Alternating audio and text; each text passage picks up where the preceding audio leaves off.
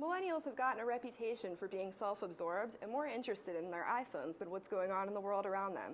Is this really the case? The news outlet, a collaborative effort among public universities in northeastern Ohio, spoke to millennials to find out. While some millennials say they're not very interested in local politics, it's not because they don't care. It's a matter of finding their place in the community, often through volunteering. I'm very involved in my community, partly through school because I have to do a certain number of community service hours, but I end up always doing more than what I'm supposed to do. So I help get volunteers for different events, and I'm probably going to be volunteering to actually make phone calls for a levy. I volunteered on the Obama campaign. I was a senior in high school, so any way I can, I like to volunteer. They definitely have opinions on the issues. What are some things millennials are thinking about? Jobs, because Youngstown seems to be hopefully coming back from the dead zone that it's currently in. We're seeing more jobs popping up and more people wanting to stay in the area to pursue these jobs.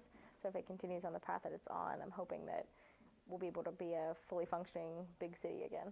Getting the millennials to go vote is a challenge, but some do seem to understand the importance of their vote. I think that it's my public responsibility to vote in a national election, so I can kind of try and give my little input of what the future should be like. I want to vote in a national election just because we have the right, and I think that that's such a unique privilege. But I think that it does take a lot to get the younger population to vote in the national election, just because you feel like, you know, you're 1 in 300 million, so how big of a difference does that make? But then you also have to remember that, like, the leaders are also 1 in 300 million, and they're making a difference. Some of them good, some of them bad, but I think just putting it in that frame of mind so that you can make a difference, I think phrasing that way encourages people. But are they tired of politics as usual? It sounds like that may be the case.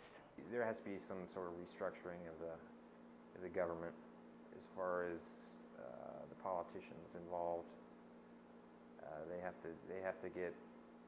to be new, fresh people elected, or they have to, you know, reconsider what they're thinking. I'm actually not extremely connected with local politics.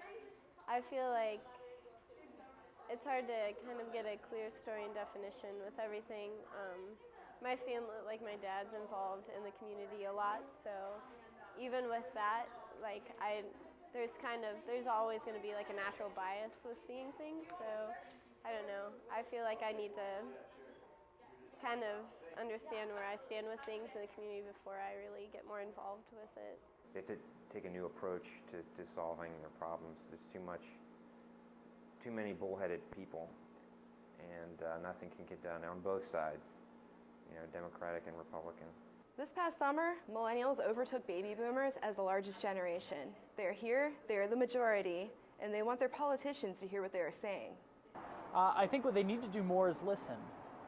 I think they need to learn when to stop talking and when to let their constituents and let the people talk to them. For the news outlet, I'm Liz Lehman.